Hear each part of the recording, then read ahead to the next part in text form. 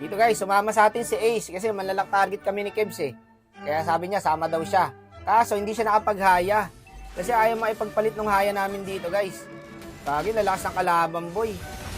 Mga honor na rin guys yung kalaban, kaya ganito na yung laruan no. Parang hindi na gumagana yung Johnson dito pagka nasa honor na no.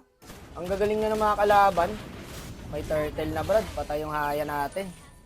Teka nga, mamaya na. Abot yata kami boy. Galing yung YS Spring, papabangga sana siya. Marurunong na talaga player dito, no? Patay yata sa akin to. O katang ha, hindi mo ako malilin lang boss, patay ako. 0-5 na yung haya guys, pero hindi kami sumuko dito boss. Ayun no, double first kill yan no. Pinamana sa akin yung Okata yung mga ganong galawan boy. Tsaka may hanabi kami dito guys. Kaya hindi ako nawawala ng pag-asa kasi alam ko pag late game, amin na to eh.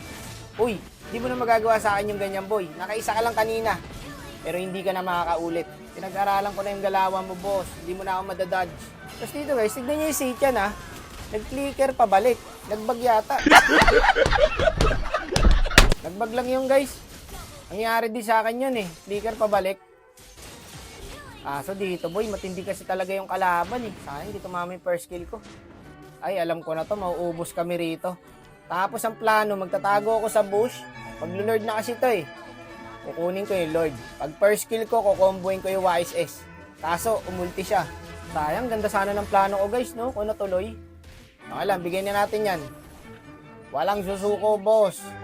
Nasa mundo tayo ng mga halima, walang imposible dito. Patay na naman si paring YSS natin, no?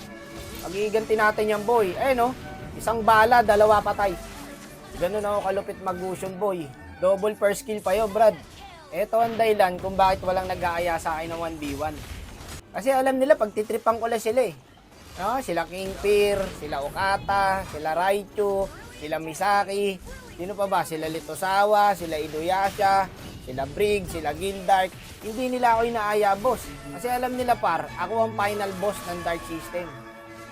Dadaan muna sila sa matinding pagsasanay bago nila ako matalo sa 1v1. Kaya sabi nila, wala daw nakakatalo kay Kingpir. Eto legit to. Sinat ko si Kingpir sa FB. Friend kasi kami niyan guys. Inaya ko ng 1v1. Tuwing aayain ko, laging may sakit. Kaya ako na lang nag-a-adjust. Sabi ko, sige bro, next time na lang. Teka guys, gagi, lamang na pala kami. So, nag-lord na kami sa injection boy, baka makuha. Muntik pa kay injection, boss. Ay, huwag kasi silip ng ganyan, boss. Isang dash, patay ka na. Patay ka na, boy. Endable na to, Brad. Nabaliktad pa namin yung laban, guys, di ba? Ayun na, yung Johnson pre, oh. Ito sinasabi ko, basta late game na, matik, hanapin na ang bida dyan. Sakit na guys, oh. Wala na, endable na. Nakasilat pa yun, oh. Nice one. Kaso mabuhay yung YSS, guys. Pero babanggain na lang ng Johnson yan, eh. Endable na yung Brad. Ayun, oh, nakasabay pa yung wave, oh. Matindi din pala mag-joy to sa Ace, guys. No? Ay, jungle nga pala kasi to, no. Kaya pala ano siya, Jungle EXP. Nakabawi ba yung Hayabusa natin, Brad? 0-8. Ay hindi, may 13 assist siya guys. So ano to? Support Haya.